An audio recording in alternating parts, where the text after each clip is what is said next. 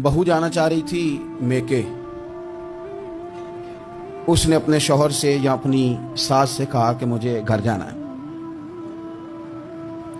तब एक पहलू तो यह है कि वो शाम को बेटा घर आया तो अम्मा कहती है कि पुत्र देख, बेटा नहीं चाह रहा था कि वो जाए, तो अम्मा उसको उसकी ज़हन साजी करती है, कहती बेटा देख, तू हर वक्त अपनी माँ के पास रहता है, बाप के पास रहता है, बहन भाइयों के पास रहता है, तो बेचारी अगर 6 माह के बाद 3 माह के बाद तकाजा करती है तो उसका भी तो दिल करता है ना अपने माँ बाप से मिलने। अब बच्चा नरम होता है, वो शौक से गाड़ी निकालता है, शौक से छोड़ने जाता है, उसके दिल में मोहब्बत फरोग पकड़ गई। एक पहलू ये है कि उसने मुतालबा किया बहू ने कि मुझे जाना है मेके।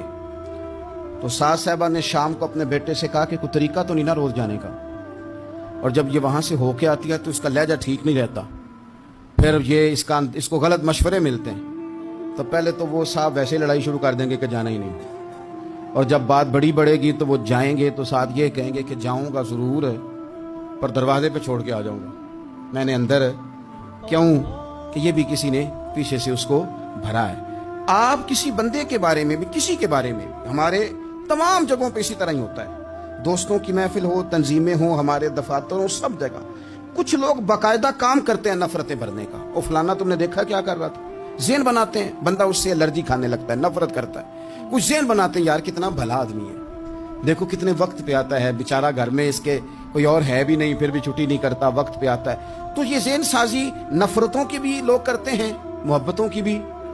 एक मिसाल और दे दो छोटी सी, एक मक्खी वो है कि आपका पूरा वजूद मौजूद है पर वो वहां बैठेगी जहां पीप है जिस्म में, बाकी किसी जगह नहीं बैठ। उसका मिजाज है गलाजत वाली जगह पे बैठ, मिजाज है, उसने ढूंढ के ही किसी गलत बात पे साथ ही गलत तबीयत है उसकी। मानते नहीं बहुत से लोग पर गीबत के कायल होते हैं, ज़हन में फतूर होता है, बैठना ही गलत जगह पे, हालांकि बाकी सारा जिस्म मौजूद है।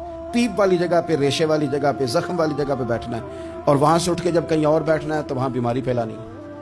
एक मक्खी वो भी है जो ढूंढती है सारा जमाना पर बैठती फूल पे है, और जब वो फूल पर बैठकर अपने घोंसले में जाके बैठती है तो पता है वहां क्या पैदा होता है, शहद पैदा होता है, और शहद वो है जो शिफा देता है।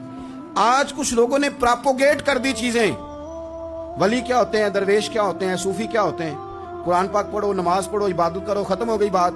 ओ खुदा के बंदो समझो, ये वली थे जिनको सहाबा कहा जाता है, वली ही थे जिनको अहले बैत कहा जाता है।